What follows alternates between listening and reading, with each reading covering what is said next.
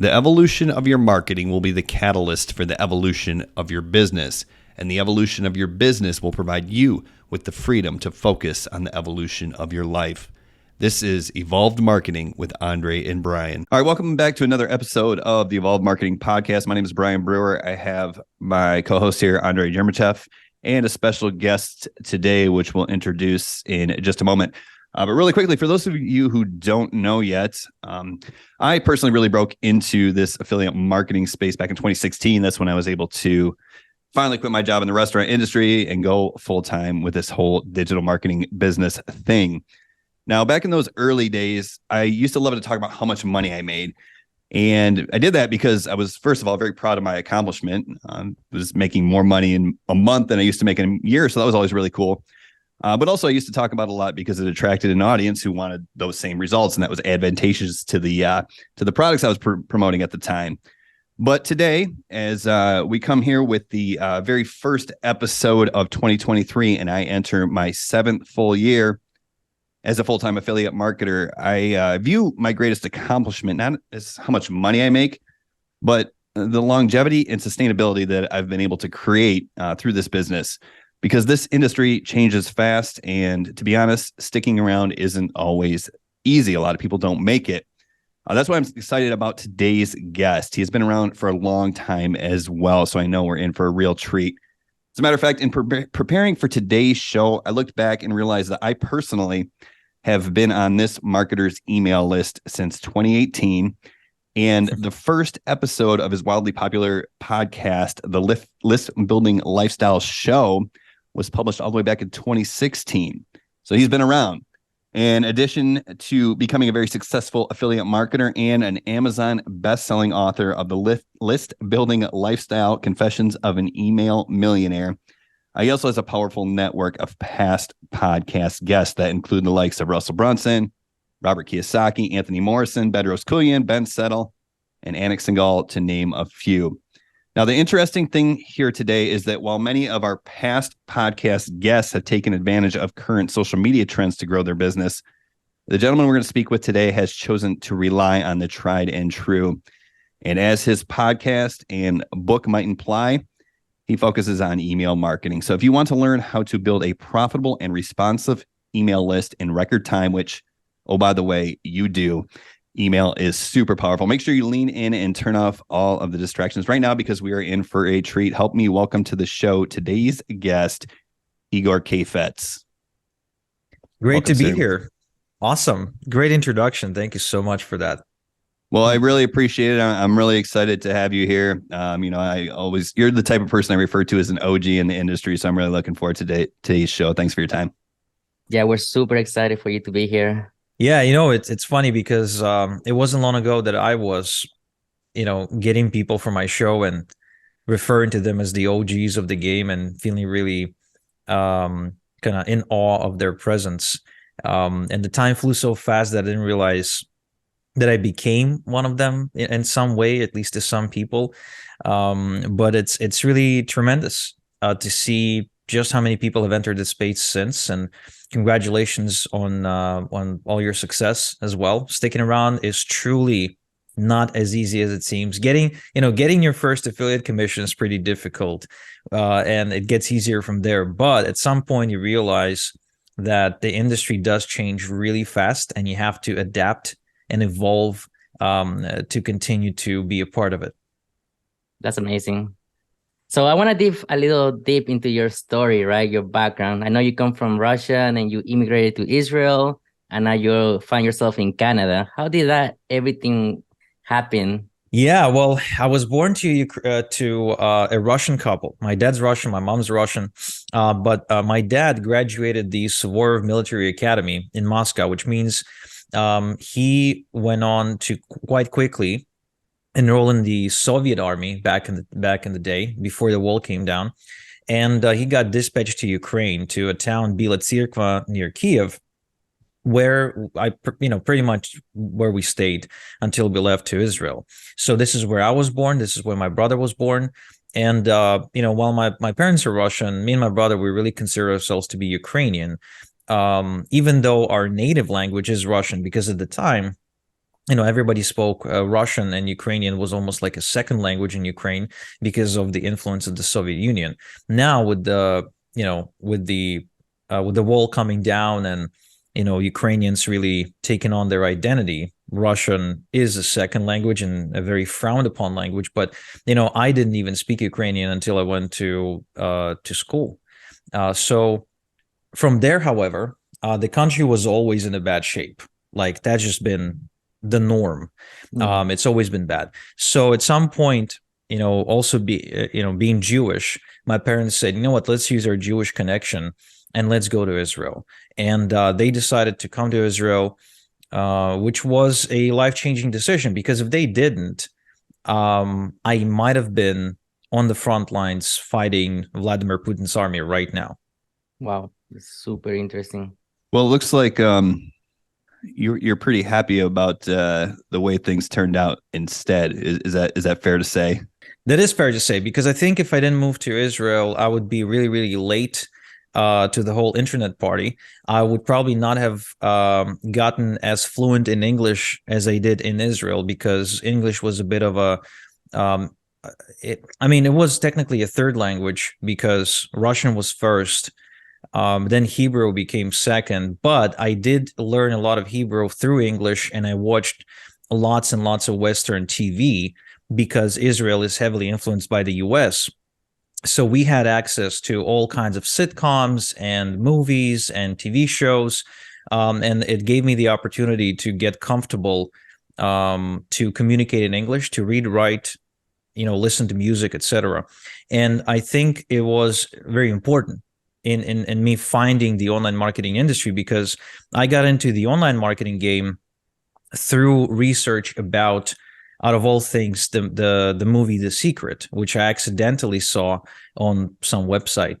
And it really got me thinking, well, maybe my life can be different, right? So I started looking into this stuff, and I started looking into making more money, making something out of myself. I read Robert Kiyosaki's Rich Dad Poor Dad, and I never even had any I didn't really even have any motivation to go looking for information in Russian, even though Russian internet was exploding at the time. I straight for the English, because I realized everything sort of sources over there and it transfers over to the Russian society. Like right now, you wouldn't believe this, but you know how in the US, since about the 60s or the 70s, they had the late night shows, the Johnny Carson show, the Sure. The Jimmy Kimmels, the Jay Leno's and stuff like that. So they only figured that out in Russia in the early 2010s. Wow. Okay, so they're like behind. Okay, when it comes to the culture, they're a bit behind, and you can almost see the direct correlation where something's happening in the US or the Western Hemisphere, and then 6 months to a year later, you start seeing glimpses of that in the post-Soviet society. So I figured, even at the time, I kind of understood that. So I just went straight to the source, and I started looking and researching online about anything that has to do with making money. It all started out with MLM, because in the Rich Dad Poor Dad, Kiyosaki actually recommends MLM as a way to learn how to sell. And if you don't have a brain or a business or budget, that's probably the best business for you. So I went in, I signed up to Global Domains International, which is like a really cheap online MLM. And I failed miserably with that. But through the exposure that I've got to digital marketing by trying to promote that MLM, I kind of stumbled into the whole affiliate marketing scene, where people were getting paid commissions for referring visitors to websites that sold products and services and software and whatnot. And that was really fascinating to me, because it was obvious that people who figure that part out, the affiliate marketing part and everything that has to do with it, they enjoy more income and more freedom. And this was a big idea at the time, because I grew up, when I moved to Israel, I was in a really small town. It was a hick town. It was, for lack of a better word, a shithole. It was like down south. Most people there are poor. They either work at a factory or they get drunk all day long. It's really not a quality place to for a young, ambitious boy to grow up in. Not a whole lot of futures coming out of there. Not a whole lot of, like you said, ambition. Or not a whole lot of people looking for a change necessarily. No, the people kind of settled for this is what life is. And, the pinnacle of success is to get a job where you don't get fired. There's a big factory, and people dream of landing a job in it because they have what's called seniority, where if you work there for a couple of years, they can't really fire you anymore without paying you a big sum of money. So people who end up getting a job in that facility end up working there for a good 20 years, which is, in these days, it's rare because we switch 5-7 different jobs or professions even throughout our lifespan. The days of going and working for the Ford Motor Company for your entire life are over. That almost doesn't happen. You have to reinvent yourself every now and again. So it was this idea of having both the money and the freedom was a really interesting idea, because I remember going to this party and having an argument with a fellow named Dimitri, who was working for Intel. Now, it's one of the most lucrative jobs you can hope to get in Israel, right? So the guy was banking, and don't laugh when I say this. It's truly, at the time, it's a lot of money in Israel, but he was banking $5,000 per month US, and he was really proud of that. Now, at the time, he was already once divorced with 2 kids from the previous marriage and 2 kids in the current marriage, so it still wasn't enough to cover his bills. So he was living paycheck to paycheck, just like everybody else, in spite of making more money. And an average income back then was about 1,500 US. So he was making 3 times over what an average income was, and he was still struggling. But we got talking about this, and at the time, already started to make some money online. I was probably banking a good 10K, maybe 12K per month. And, I felt that, I had the right to argue with him because I was making more money. I didn't tell him I was making more money than him, but I was arguing with him as if I was. And I think he got a sense for it. So anyway, he said something, he stated something out loud without even knowing that he did it, which I found ridiculous and stupid. He says, "I would rather be healthy than rich." It was either that or I would rather be happy than rich. But regardless, both are equally bad. To which I said, why do you have to choose? Right. Why can't you be both? Why can't you have both? Why can't you have the money and health? Why can't you have money and happiness? Why can't you have money and freedom? You see, and these people, I guess looking back now, I'm not as aggressive about it anymore because I recognize that he's just a victim of his conditioning and upbringing. But that's really the thinking that most people have, is I can either be rich or happy or healthy. I can't really be everything. And to me, having this personality of wanting to achieve and wanting to, I always felt, it sounds a bit bad, egotistical, but I've always wanted to live the kind of life that somebody would want to make a movie out of. I've always been very envious and admired people like Ford, like Howard. What's that guy's name? The guy who was afraid of germs and he built the largest airplane and shot all the movies with. Howard Hughes. Howard Hughes and all these guys. Now, they were flawed and they had issues. Ford had issues with his family. He never loved his sons. Hughes had all kinds of issues. That guy was messed up really badly.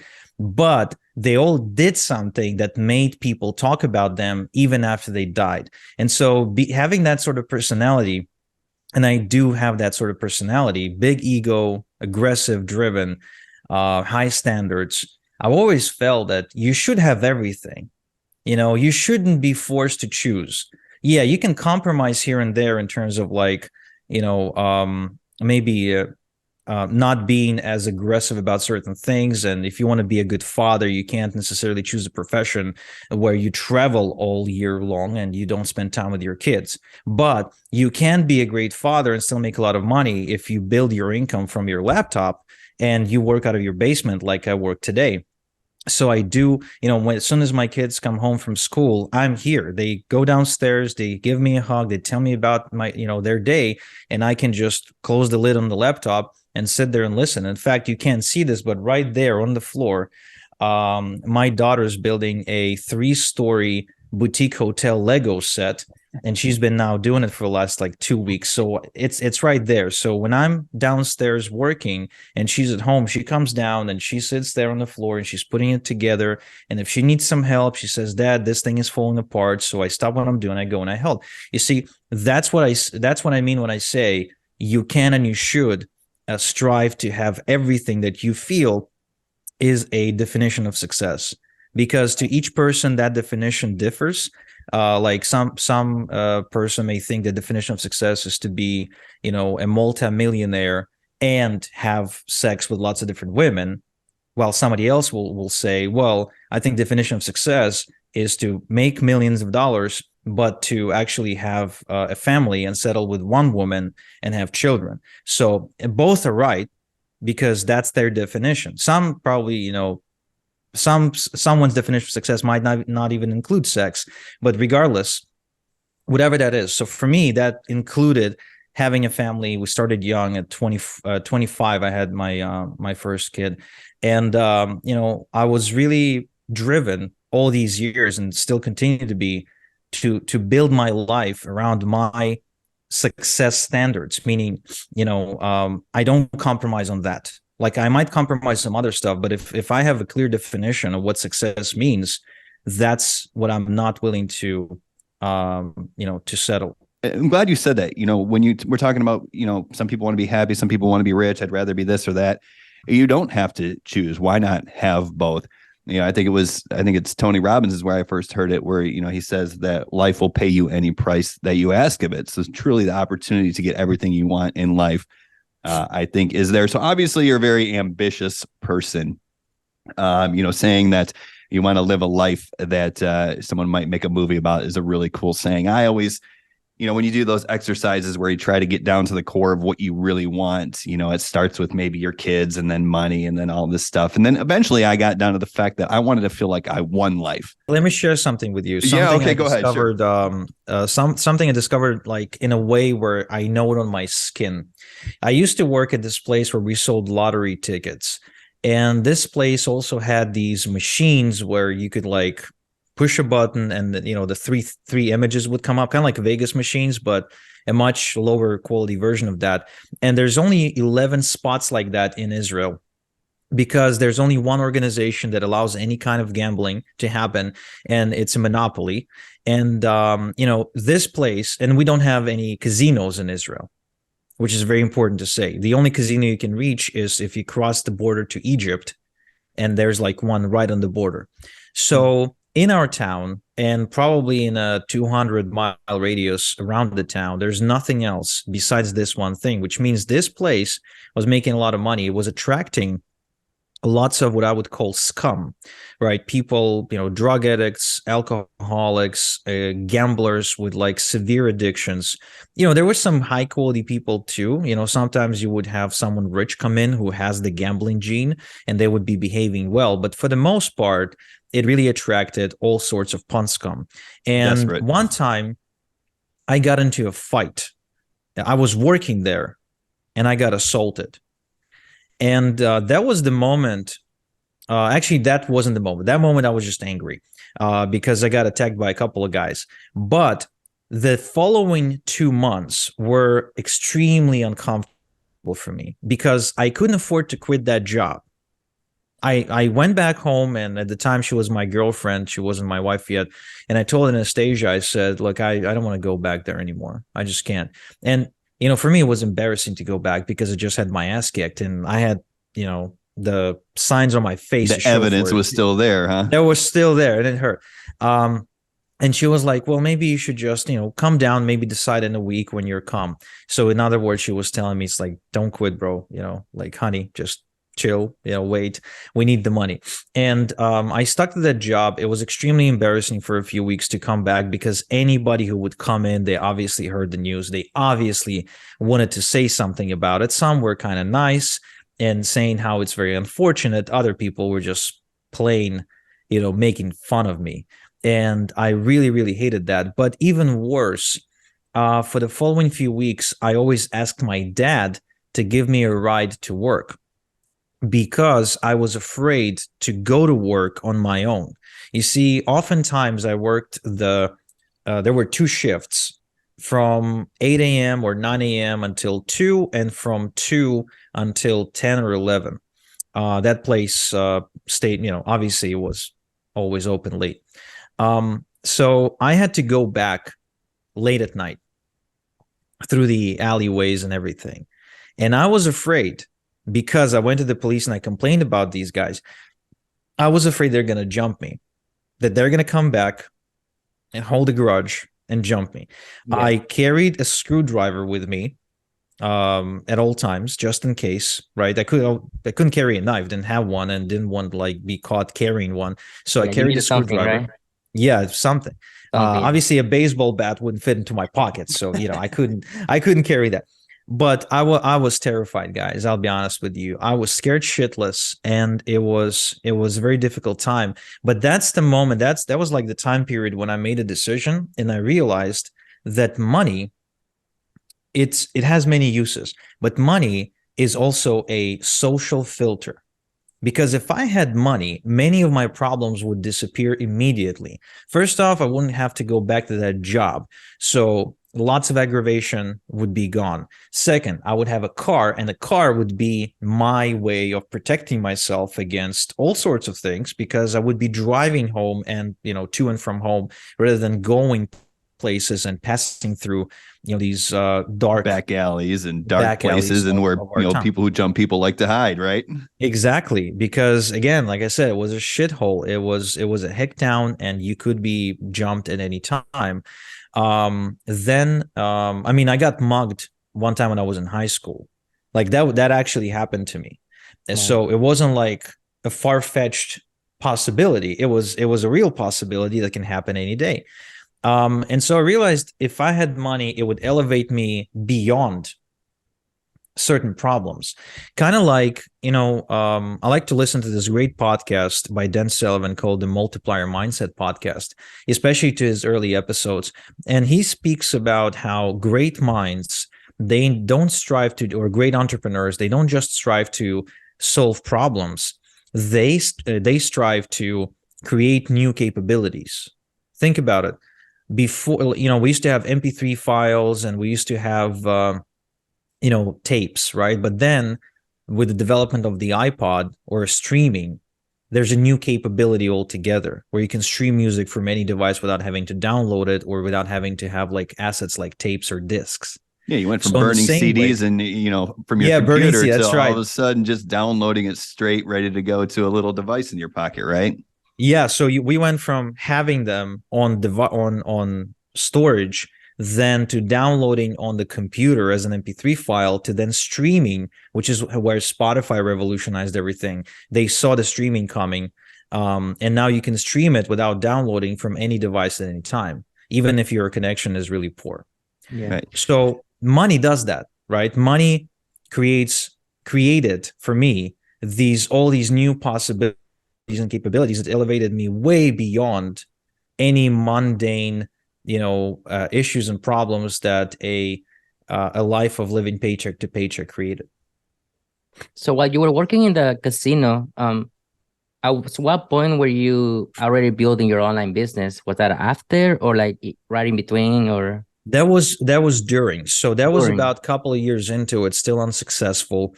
I tried to use every moment that I've had to browse the internet on my laptop. I had like this really wide station, so I could actually place my laptop. I was researching, I was watching seminar recordings, I was listening to interviews by all the greats. But the one thing I wasn't doing, guys, is I wasn't writing copy. I wasn't building my list. I wasn't really producing any products or communication to the marketplace. I was just consuming information. That's what I was doing. I was learning. I was in a learning mode, and I really felt if I just learned enough, I'd start making money. So when was that flip of the switch where you were like, okay, I have to go all in and with my online business? So somewhere after graduating, I didn't go to just any school. I was enrolled into the Israeli Air Force Academy. And the reason I was enrolled in that academy since about the age of 14 is because my dad is ex-military, and he made a decision that the safest path for me to take was to go to this academy and then graduate and then have a career in the military, because it was a lucrative, safe career. He was absolutely wrong about lucrative. He was right about safe, but absolutely wrong about lucrative. So I graduated that academy when I was 20 years old. And between 20 and 21, I had some downtime before I was enrolling into the Israeli army. I had downtime where I could work. So I worked in that place, and I was really pressured for time, extremely. Like, I knew I was about to enroll into the ranks of the military and I wouldn't have any free time at all. So I felt I needed to succeed right away. And I've done something I've never done before. At the time I was following Frank Kern. And I went to one of his websites, found his address, and wrote him an actual letter by hand, like a snail mail letter. And in that letter, I told him my whole life story in a summarized way, of course. I figured he wouldn't read the entire thing. And I said, Frank, I need your help. I'm about to get enlisted and I don't know what to do. I really need to start making some money. Now, Frank Kern is big on list building, and I've always admired him for teaching like it is. Like, he released Mass Control, and he really broke down launch techniques, copywriting techniques, and in the way that he did too. Like, he always explained it so simply that even I could understand, because I never had any marketing background. I didn't have any MBA. I was like a really average sort of dude. So I wrote to him, and the most amazing thing happened. I got an email 3 weeks later from his assistant saying, hey, Frank wanted me to give you access to this thing. And he gave me access to a training members area where he taught list building. And he taught, not only that, he taught list building using paid ads. And he explained the money math that needs to happen for you to profitably build your list. And he basically explained the big message was, look, build a list. That's where the money is. And that's what I started doing from that point forward. Now, incidentally, I didn't succeed with it before enlisting. I ended up enlisting in the army. However, I did go eventually and try, and I realized I didn't want to be there. Let's put it this way. And I finally worked up the courage to actually be honest about it, both with my parents and with my superiors. So it took me about 6 more months to get myself classified as mentally unfit and get kicked out of the Israeli army forces. And finally, I was free to go and build my list and do something with my life. And incidentally, within 6 weeks from the moment I left the military base in Nevatim, it's a tiny little base. Well, actually not tiny little base compared to, I guess, most US base, but it's a base, right? People live there, they go home, they come back. There was like lots of jets and bomber planes there. So the moment I left, the day I left, 6 weeks later, I made my first $1,000 online, like for real, like actual money that I then used to take Anastasia out to a Chinese restaurant that we had in our hometown. We only had 3 restaurants, so there's really not much choice. But that was like the day. That was the moment when, for some reason, I felt like a huge weight has been lifted. Like, I was free to succeed now. Like, I had permission to go big, and I did. I made my first 1K within 6 weeks from being free from the base and on your own, so to speak, right? With nothing but opportunity. Exactly. It was like I had the permission to go anywhere. And then about 6 months later, I made my first 10K months. And then by the end of the year, I scaled to close to 20. And then I slowly went up to 40. And the day my daughter was born, which is November 1st, 2012, I doubled my income from 40K in a month to 80K in a month. And since then, I don't recall having a month less than 50. Wow. Yeah.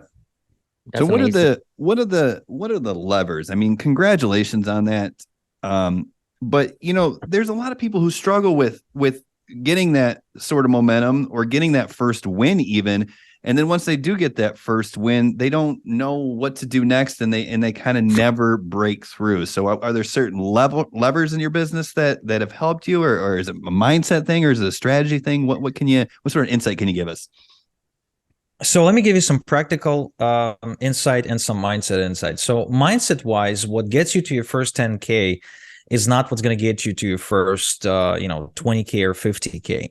It's going to be, you'll have to reinvent yourself, and you have to let go of some things and take on some new ideas in the process. So mindset wise, you just have to be really agile and not to get married to certain ideas.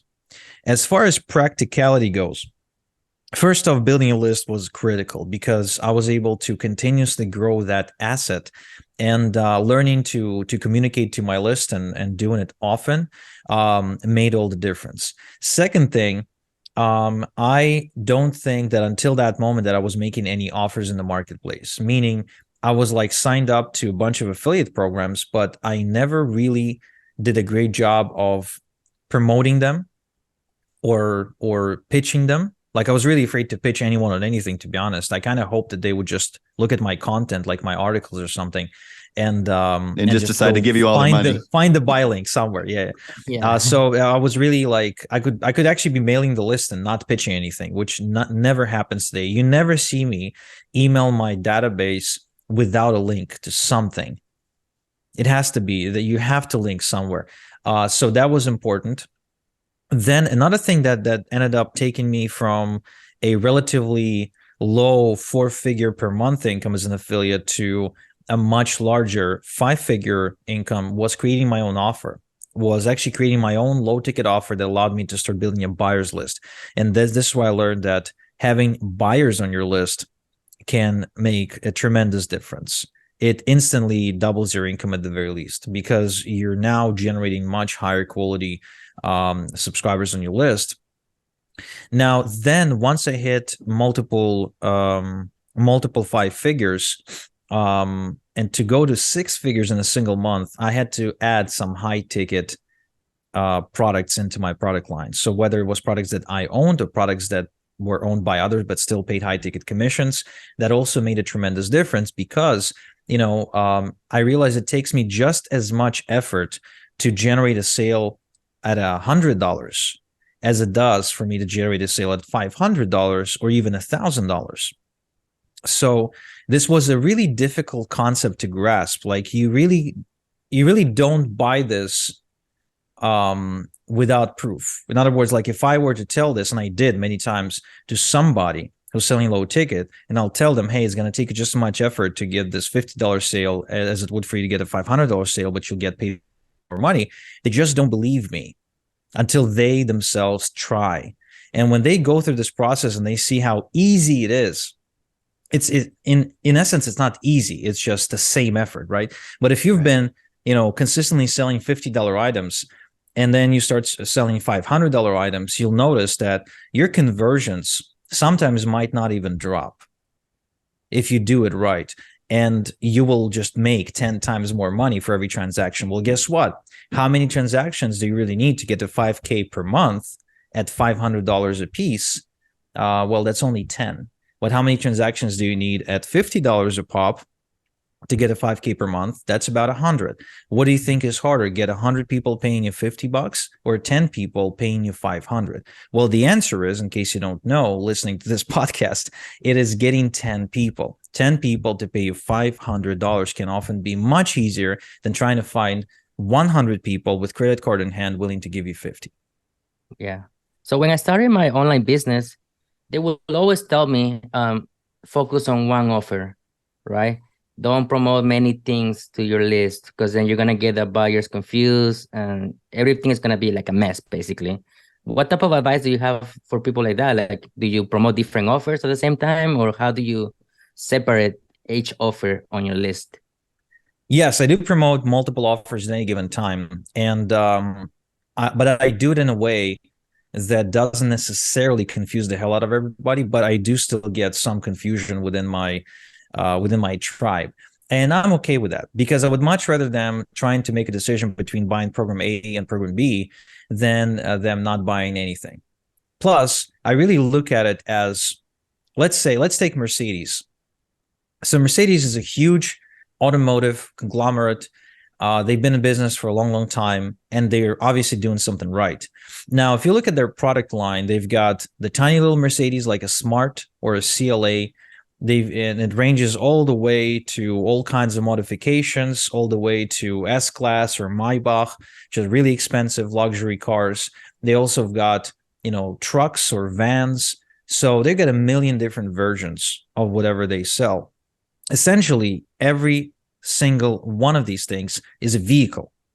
There's an engine, there's a gearbox, there's four wheels, but they all serve a different purpose and they all serve a different market, right? As a family man, I won't go buying a Mercedes GT, right?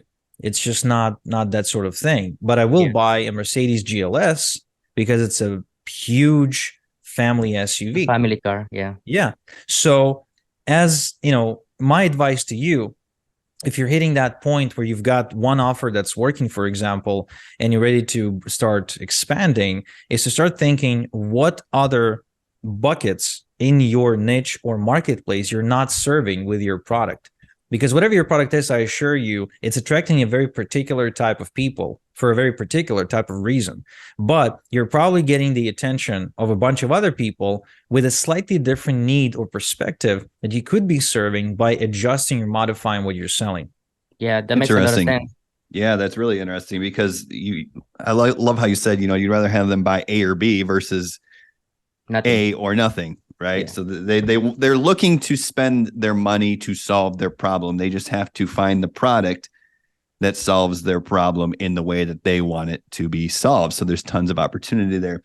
Now, one thing you talk about promoting multiple offers and always making offers. And one thing I said in the introduction to this show is not only have you found the ability and the skill set to grow a massive list, but also I think more importantly is a responsive list, because what I've heard and what I've seen and what I've read about you is you can take the same list and extract a lot more money out of it than most people. And that's the key. It's easier to double conversions or back-end sales than it is to double your traffic. So if you could, for the listeners, for me as well, and probably Andre as well, kind of explain maybe your mentality or your thought process or how you keep such a responsive email list that wants to buy.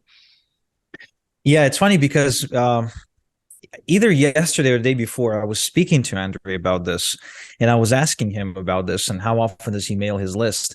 And I was telling him that his list is probably one of the most undervalued, underappreciated, undermined assets in this business right now, in spite of having a huge social media following. I think one of the key mistakes that people are making, those who do have a list. So first mistake people are making, they're not building one. Right. Oh, I have to say this. Like most people simply don't build a list. And the second level to this is most people who build a list don't mail the list. So I've got a buddy who's a lawyer and he does corporate services. He registers companies, he files their taxes, all sorts of stuff like that. So he's got at least 20 inquiries a day coming in, and he's not building a list off of those. He's not mailing them with special offers. He's not mailing them with anything. And it took me 3 years to convince him to start doing that. He finally started doing that. I was talking to him yesterday. Finally started doing that. And it creates all kinds of opportunities for him, including opportunities to upsell and cross-sell and whatnot. So not building a list, not mailing the list, but those who do mail the list, they don't mail that list often enough. Most people I find who build a list, mail that list once a month, maybe once a week. And that's pretty much it, because they're afraid to, quote unquote, offend the list or otherwise alienate the list in some way. And I think that comes from the insecurity of believing that whatever you have to say is not important. Now, this shifted for me, and I actually went from not mailing my list to mailing my list twice a day at one point, which is where my business really started to take off. Then I really took it to the next level, and a bit of an overkill. At the time, I started mailing my list 6 times a day. Wow. So my churn was great, but still income was pretty high. It's just I ended up getting banned from a few email service providers because I was mailing too often based on their perspective. However, today this is different. Today they allow you to mail more often, especially if you're smart about segmenting your list, which I think is the big secret sauce to improving or increasing your sales. And that is getting a campaign going, mailing every day, but the people who are engaging you, those who are opening and clicking, to email them even more. I'll give an example. I was participating in an affiliate promotion for Mark Link a couple months back where I landed 5th. And my list is actually smaller than some of the guys that I was competing against, and yet I beat them quite significantly. And the reason that I did is because on the last day, I sent out 8 emails. Eight emails in the last day, right? So I was really driving forward the scarcity. I put together my own bonus package, and I was really unapologetically pushing this offer on the last day. Now, I didn't mail my whole list on the last day. I only mailed the people who were checking it out throughout the week and still haven't purchased.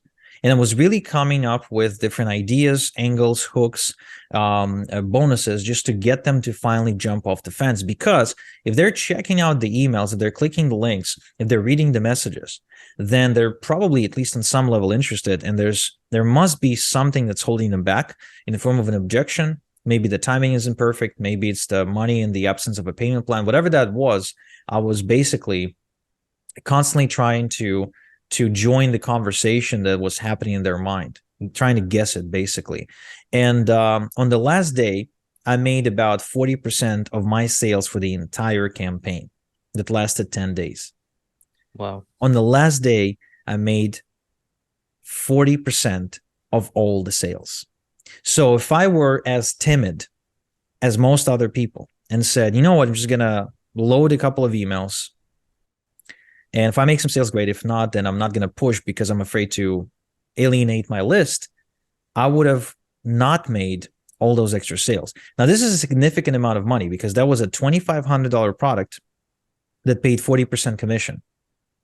Right. So you can do the math. It's and if you make almost half your money on the last day, it's certainly worth going all in on the last day. So, when you create these campaigns, and this is what I'm really interested in kind of diving into now is you have this list. You're not just emailing a bunch of different random offers. You're actually creating campaigns that promote something. Now, there are product launches, obviously, which help because they have a cart close day. Yeah. Do you promote to your list also evergreen offers? And if so, how do you go about injecting urgency or scarcity into those campaigns to help increase the conversion rate? Is that something that you focus on? Yeah, absolutely. I definitely promote evergreen offers. I only promote launches a couple of times a year for very particular people that I support, because if I were to be jumping on everyone's launches, I would be mailing nonstop. It's just crazy. Like everyone's launching something every 20 seconds. I definitely promote evergreen offers. And the way I do it is I create a campaign with a very clear start and end date. So going into the campaign, I know exactly when I'm going to start it. I know exactly when I'm going to end it. And I create a deadline myself. So by sending my visitors to pages that I created, pages that I own on my own servers, or whether I use like ClickFunnels or something to create them, doesn't matter. But I control it, right? So it's not the vendor's page, it's my page. But it talks about the vendor's product. It will link to the vendor's order form. So it'll still track all of my sales, but I will control whatever's happening on the landing page. And so usually the landing page will have scarcity. It will say, I'm shutting this down on such and such date. I will always place a timer showing exactly how much time left before the offer shuts down. And, I never say that like this offer will never be available ever again, and that it's gone for good, and that you can never get it anywhere else. I'm just saying I am shutting this one down. So if they want to go and they want to, find it by running a Google search and looking up the vendor somehow and going into the vendor's funnel, great. I'm not going to stop them from it. And hopefully the vendor has some tracking in place to know that, it's my sale. Yeah, they clicked you first. Yeah. Yeah, exactly. Like first cookie wins. But most people don't do it. most people will check it out, and as soon as the timer ends and it takes them to an expired page or something like you're too late page, which I do have, by the way. I designed a specific template that I use for any offer that expires. Basically says, hey, you're too late, be quick next time, right? So because I want them to remember that they is that could kind be of you're late. like pre-framing them for the next offer or preconditioning Exactly. them for Like the I next want them offer? to know I don't do fake scarcity bullshit. If It's I like if you say miss it, you're you too miss it, late, right? you miss. Yeah, Yeah. if it's gone, it's gone. So that's how I do it. I actually create artificial scarcity. You can say it's artificial, but it's real artificial, because I decided that this offer to my audience will end on, Thursday at 2 p.m. Eastern, and that's that.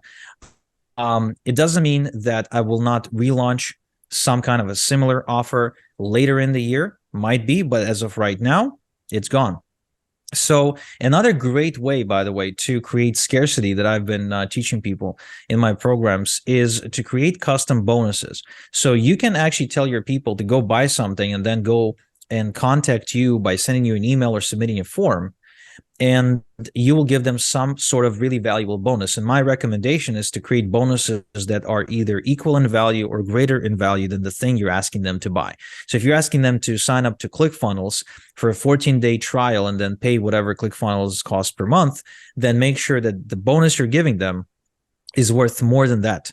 And for them to feel really, really good about doing business with you. So in other words, think about it this way. If you were to walk into your nearest Toyota dealership and the salesperson would say something like, hey, we got the Camry that's on sale until midnight tonight, and a special bonus, if you buy this Camry, I'll throw in this Rolls Royce as a bonus for free, right? It's obviously impossible to do in a car dealership. Or physical products sometimes even, but digital products. Yes, exactly. Yeah. But digital product, intangible value, software, it's all possible. Templates, right? I mean, how many people built $1 million a year businesses just promoting ClickFunnels and offering their pages and templates to the people who sign up through their link? Yeah, that's how I won the dream car right here is through templates for a high ticket affiliate marketing program that I was promoting. So I'm not even promoting ClickFunnels. It just happens to be a bonus that is given. And oh, by the way, then you get a free car and generate some revenue in the process. Exactly. So you do that and you say, but this bonus is only available to people who sign up before this deadline, and watch your conversions soar. That's super interesting. I mean, the reason me and Brian, when we started this podcast was to, of course, have those connections. You're an amazing guy, and also to share stories. And your story is super powerful. And I'm super, super thankful that you actually share, where you came from, because we have similar backgrounds, right? I mean, my family is also from Russia, so it's an amazing, and I really appreciate you sharing that story. Yeah, man, and it's super common, not just between me and you, but so many people that I know. I mean, moving to Canada here, I obviously settled in an area where there's lots of people from all sorts of countries: China, Russia, a huge Ukrainian population, Israelis, people from Iran. There's like a huge community here of people from Iran. People from Central and Latin America coming here as well, although they all complain about the snow, obviously. Yeah. But point being is that there's so many places in the world out there where life is just crap, where the quality of life is bad, where crime is high, where resources are scarce, and everybody wants to have a better life. And for me, getting into affiliate marketing, building my list was the ticket to a better life. If I didn't have my list, if I didn't have my business, which already at the time was churning about 100K per month, I would never move to Canada. There wouldn't be an opportunity for me here. I only felt secure to move to Canada because I knew that worst comes to worst, I have the money to solve pretty much any problem. In fact, I not only moved from a really just like a shithole town from in Israel to Canada. I actually moved from a shithole town in Israel to one of the most expensive cities in the world, which is Toronto. The cost of living here is the fourth most expensive in the world. So, it was a bit of a shock for me when my monthly bills went from about 5K, 6K US, and I was living like this really luxurious lifestyle over there, to about 20K a month, Right. like just like that. Instantly, overnight, essentially. Yeah. Yeah. It felt a bit scary. It was still way under what I was making, but it felt really, really scary to me. And it took me a while took me a few years to adjust to the standard of living here. Like, for example, right now I live in a pretty big house. Just my basement is larger than the apartment I used to live in back in Israel. But for the first 3 years, I lived in a really tiny townhouse, because I felt mindset wise, we spoke about mindset a bit, mindset wise, that was my level. I didn't realize that I was way above that level. It took me some time to adjust, right? So mindset wise, I noticed that my mindset is always like 2-3 years behind actual results, right? So it takes you a little bit of yeah. time to get adjusted to the new idea. Yeah. It's like it refuses to believe. It's like, oh, no, that's not true. You got lucky, or that's not true. That's gonna fade. It's temporary. Does right? that come with a little bit of like self-doubt, maybe? Or Oh, it comes with some massive self-doubt. It comes with some massive imposter syndrome. It comes with some massive childhood trauma around money. I mean, I remember we had during winter times in Ukraine, every Wednesday and Friday, or every Tuesday and Thursday, twice a week, our city would disconnect power. It would disconnect electricity to save money, because they were trying to save money for the municipal budget. So winter, it's minus like 10 Celsius. I don't know what that is in Fahrenheit. And everyone's gathering in the kitchen. We have neighbors coming in as well. So we put a lot of people in a small room, so it's warmer. Everyone's like wearing blankets and coats like that. We've got a kerosene lamp on the table, and we're playing bingo just so we can pass these few hours without electricity. No TV, no music, nothing.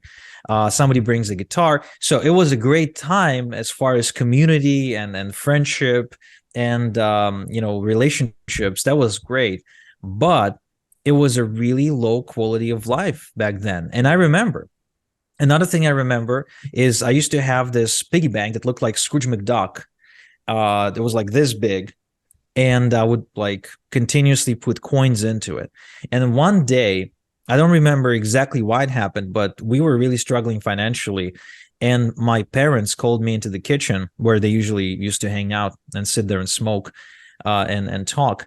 And they said, look, son, we don't have any money. We need money to buy groceries. We need some milk, some bread, and we want to break your piggy bank. It was the kind of piggy bank, by the way, that you break. You can't open it up, right? For some reason, there's no plug on the bottom. It's, you got to go all in if you want it. You gotta go with the hammer. So they were like, we are asking you to allow us to do that. And I didn't even think twice. I didn't really I had no reservations about it. I said, yeah, absolutely. I went to my room. I felt really proud to contribute to my family too. I went to my room, I grabbed it. It was always on my nightstand. I came back, I put it on the table, but I said, but I want to break it, right? Obviously. So I grabbed the hammer, I put it sideways like that, and I smashed his head in. And then we did some math. It was exactly 60 something grivna, which was the money, the Ukrainian money. And I went with my mom that day to the store, and we spent about 30 on bread, milk, buckwheat, like stuff like that. So that's like a big moment for me. I think it really helped shape my personality, because growing up in a Jewish family in Ukraine in that time, there was a very clear message that as a growing member of the family, the future of this family was like on my shoulders. For some reason, that was the message that was hammered into me all these years, including when we moved to Israel, and my dad went into a double bypass. So he couldn't really hold on to a job long enough. Nobody wanted to hire a guy with a double bypass. And that message became even louder.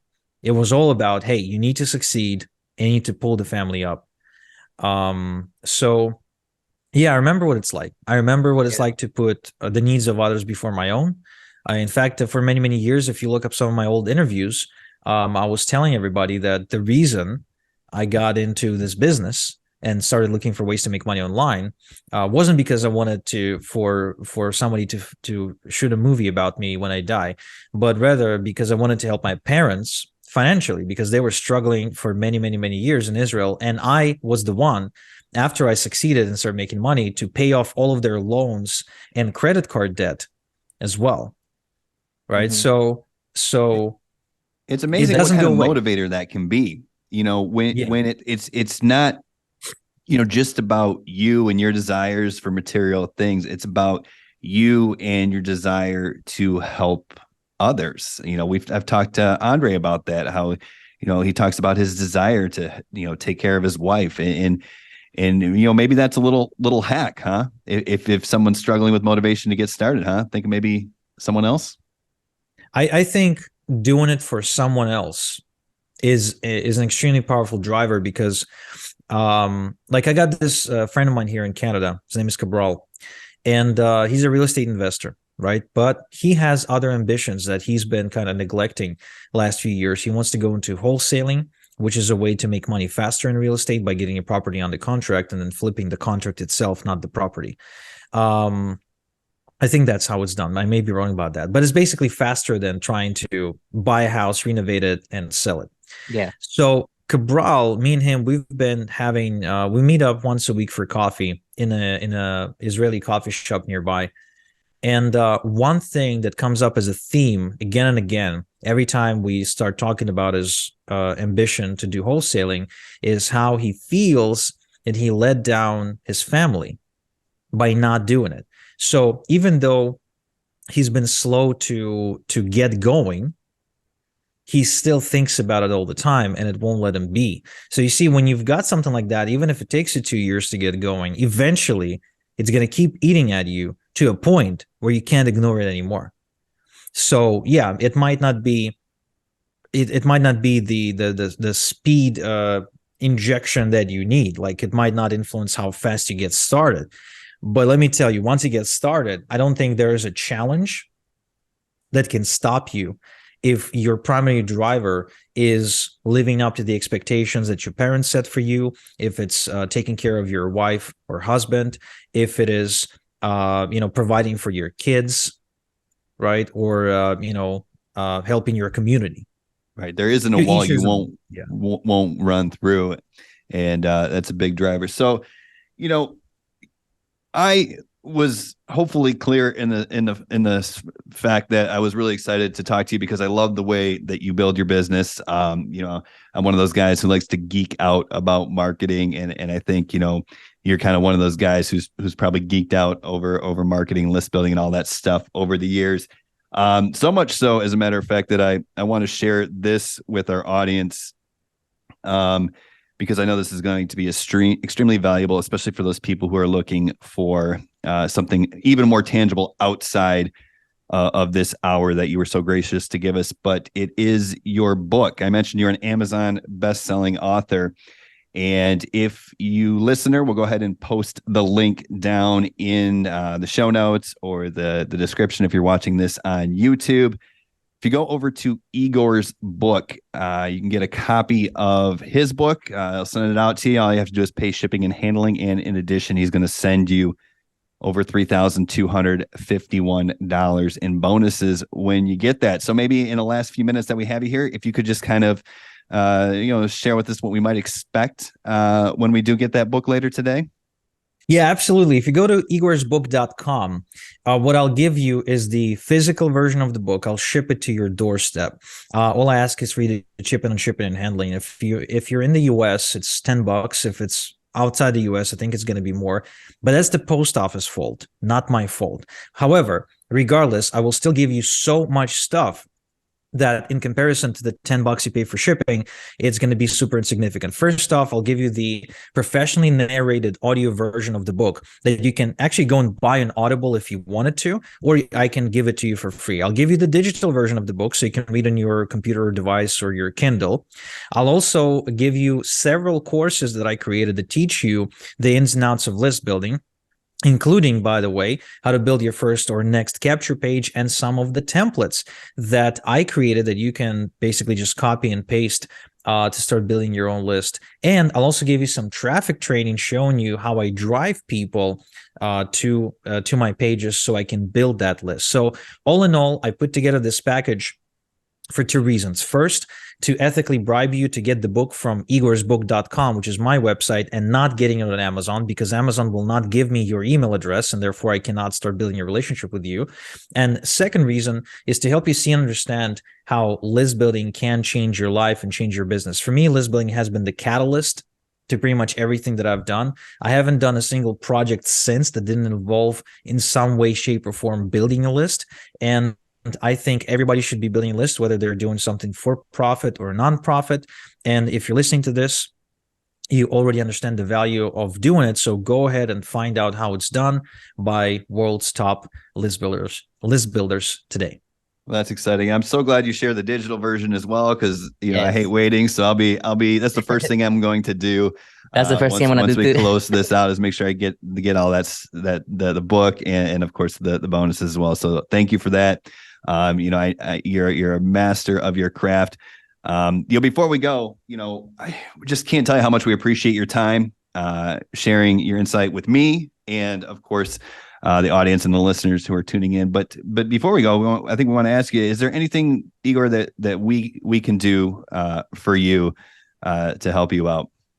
Well, I think just spreading the message is a great thing you're doing, because affiliate marketing does have a bad rep. Like, if you mention affiliate marketing to people, sometimes they look down on you, like you're not up to a standard of some kind. For many years, I went to seminars and I mentioned that my primary thing is affiliate marketing, and people like coaches and consultants, especially, who feel they're like changing the world by selling coaching. They're like looking down on guys like me and guys like you, be like, oh, affiliate marketing. Yeah. But I think affiliate marketing is the single easiest, lowest barrier to entry kind of business model you can do today. It certainly beats the crap out of Amazon dropshipping or some Shopify store bullshit. It certainly is great for you if you don't have a skill set that you can use to build an agency of some kind and serve other businesses. And I think in and of itself, affiliate marketing is the way for you to learn all the online skill sets, just the basic skill sets you need to operate online, whether you're going to take this to something else or not. For example, many people who went through my coaching programs end up abandoning affiliate marketing in favor of other more interesting things to them. For example, one guy ended up building a Shopify application business where he just creates plugins for Shopify, but he got the start in affiliate marketing. He found me when he was a struggling affiliate, and I helped him to take his business to 10K per month. I have another guy from Moldova who basically works out of his house in the country, making 5 to 10K per month using this model. And, he's able to spend time with his 2 daughters in Moldova. Okay. Right. The economic opportunity in Moldova is not great, just so you understand. There's tons of people in all over the world from all kinds of countries where they live in a place that simply does not offer the economic opportunities that the internet offers. They send America is the land of opportunity. They used to say that. I don't think that's true anymore, but the internet is. The internet is the new wild, wild west, where you go in and take part in this amazing gold rush. And there's a different gold mountain discovered every single day. But having lived through so many different trends, having lived through so many different strategies, and having lived through so many claims like, oh, this dead and this is the new thing, or this new thing is making millionaires and this other thing that used to make millions yesterday doesn't work. One thing that is always consistent to me that I don't see changing, it's affiliate marketing. Mm-hmm. It's been there. It is still there. It is responsible for, at the very least, several $1 billion of transactions every single year. It's a huge industry. There's plenty of room for everybody to participate in it. And I think if you're listening to this podcast and you're thinking about, jumping into affiliate marketing, you should totally do that. And it's also the gateway for many other doors to open up. Yeah. So real quick, before we leave, this is the last thing. I noticed you have your Manchester United jacket. Are they going to take it all the way this year? Dude, no, I don't think today, this year's the year, but I do hope for a top 4 finish, so we can play some Champions League football next year. Other than that, I just really I've been enjoying how the team's been developing this year with the new coach. I've been enjoying how they're getting rid of some players that should be in the team. The recruitment seems to be much better. There's more attacking players. The defense is shaping up to be much better as well than the last couple of years.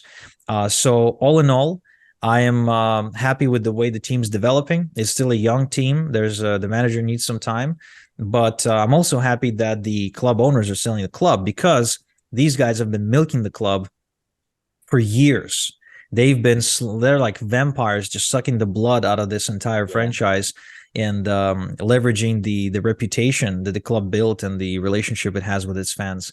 So I'm all for Glazers selling, and I can't wait to see what's going to happen once these guys leave. Yeah, because they're taking the money out of the club instead of putting it in the club, right? So exactly, just milking that club. Yeah. Well, Igor, we appreciate your time. Thank you so much for joining us and sharing your story, which is super powerful and super inspiring. And we wish you the best, man. Thanks, man. Thanks for hosting me, guys.